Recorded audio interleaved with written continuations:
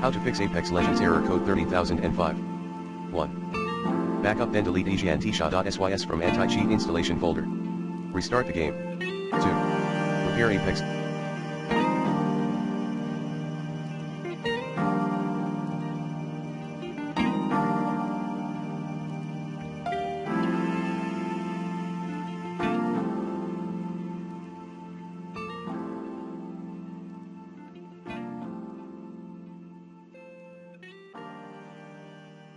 Legends via Easy Anti-Cheat.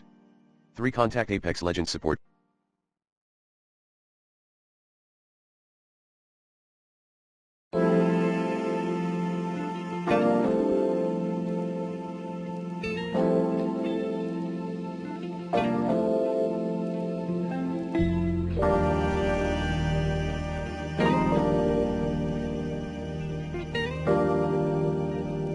For more help, if needed.